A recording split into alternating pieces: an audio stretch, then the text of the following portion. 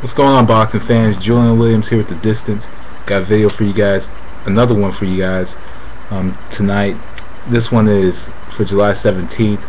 Carlos Abregu versus Timothy Bradley. Welterweight fight, no championship on the horizon for this fight. I guess it's a very interesting fight because Timothy Bradley is moving up to welterweight, I guess testing the waters, despite the fact that he is the 140-pound champion. And also, I'm a little surprised that Timothy Bradley hasn't fought a bit earlier this year. He hasn't fought since like December the 12th, December 11th or something like that. No, December the 12th, after he fought Lamont Peterson, one of the best showings of his career. And also coming off of a big 2009. In 2009 he fought Junior Wither, Nate Campbell, and Lamont Peterson. Excuse me, not Junior Wither, Kendall Holt. My bad. He fought Kendall Holt, Nate Campbell, and Lamont Peterson. These three fighters brought different things to the table in this fight, and there were three different styles, and he defeated all three.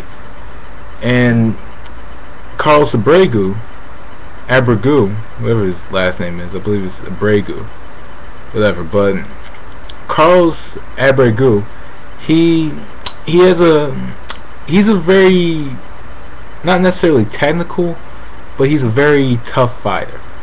And this pretty much, it doesn't pose much of a threat to Timothy Bradley unless Timothy Bradley is on focus for this fight. In this fight, for Timothy Bradley to win, Timothy Bradley, it's plain and simple. Timothy Bradley has to box in this fight, and also he has to stay out of range. He needs to throw a lot of feints and counter off, and pretty much follow up the feints with a nice counter, because Abregu is the type of fighter that's going to commit to those feints because he's a big puncher. And also Abregu throws a lot of shots out of range, keeps his hands down, and also doesn't have the best movement overall. So Timothy Bradley needs to use all of this to his advantage. Timothy Bradley can move, he can throw shots, he can throw very good combinations, quick hands. Doesn't necessarily have the biggest much of a knockout ratio, but he has some pop in those punches. And also Abregu has been down a couple times in his career against Irvin Garcia and Richard Gutierrez, and was pretty much down off of shots that he didn't see coming. And I believe against Irvin Garcia he went down off of like a counter right hand, I think, was putting him down, or something that was set up. He was set up for that shot and he went down. And Gutierrez, I don't even remember much of that fight. I did watch it, don't get me wrong. I remember the fight. He was down in the second round, but I was drunk watching the fight, so I was waiting for Valero versus DeMarco to come on. At that time, good days. But overall, Timothy Bradley in this fight has to box. He has to move very well. He has to box beautifully. He needs to throw his combinations, just simply outbox Abregu. I think that's pretty much his key to victory, is just boxing.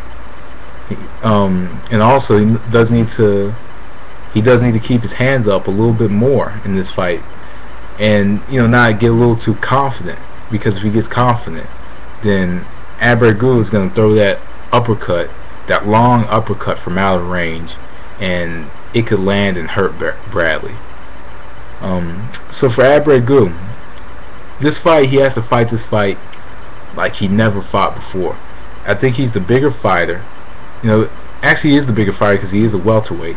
Being the bigger fighter, but only by 7 pounds, he has to use that size as an advantage to make up for the flaws that he has. As I mentioned, he doesn't move as well as Bradley. He doesn't box as well as Bradley, but he could fight. And really, Abregu wants this to be as much of a fight as possible, more than a boxing match. And he has to keep Bradley within his range and has to fight at a more controlled pace. And really, he has to control himself a lot more than he has in the past. He has to throw a more effective jab.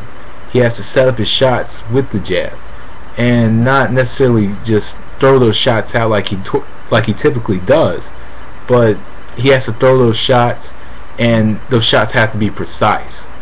And not only do they have to be precise, but they have to have authority to them. So in this fight, in this matchup, Carlos Abregu, he has to fight a well-rounded fight. He has to, but at the same time, well-rounded doesn't, pretty much it doesn't give him the victory. He has to be well-rounded. He has to be well aware, and he has to pretty much throw a lot of shots. He has to make those shots land, and when they land, they're gonna have to be very authoritative. And that's what he has to do against Bradley. And also, Bradley is very open to body shots. We've seen that in the Peterson fight, when Peterson pretty much unloaded, body shots on Bradley. But Peterson is more of a boxer than a puncher, and Abregu has to throw shots to the body. I think he has to throw a lot of body shots, and pretty much it's pretty much cutting off the ring and getting them to the ropes, getting them to the body, and making those shots count, and making those shots hurt, and be the ring general as well. He doesn't want to. This is the thing that Abregu does not want to do. He does not want to go in the ring. He doesn't want to chase Bradley, because if he chases Bradley, Bradley's going to take advantage of that. So Abregu doesn't want to chase him. He wants to cut off the ring, and when he cuts off the ring, he wants to get his shots up. He wants to get his shots in, and he wants to get those shots in within a pretty good range, within a good range to where the shots can be authoritative. So, with all this said and done, who's going to come out the winner in this welterweight bout? Me, I'm going to go with Timothy Bradley in this fight. Timothy Bradley proved last year that he is one of the best fighters pound for pound. At least not necessarily last year, but even after the Whittaker fight. Despite the fact that Whittaker did give him a bit of trouble, but he has kind of a switch hitter style. He came in against Edner Cherry, had a pretty good performance. Came in against Kendall Holt, had a good performance after being down hard in the first round. He came in against Nate Campbell and had a pretty good performance. The fight ended after the accidental headbutt, and then had one of the best showings of his career against another young fighter in Lamont Pearson. So he went against another champion. He went against the veteran, and he went against the young a young fighter, a young up and coming fighter who could possibly be a force at 140 pounds in the future.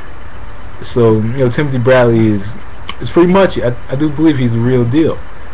But at the same time, is he ready to be boxing's next superstar? It's not known yet. But me, I'm going to go with Timothy Bradley by unanimous decision in this fight. I think he's more well-rounded and more polished as a boxer than Carlos Abregu, and also just Abregu has so many flaws. I think he has a lot of flaws, and I think Bradley is going to take advantage and exploit those flaws, even though the flaws are very evident in Abregu, and it's been shown against Gutierrez and Irvin Garcia. And I think that Bradley is going to pretty much expose him on a much higher platform. So, anyway, I'm going to go with Bradley decision, and thanks for watching. That was The Distance. Peace.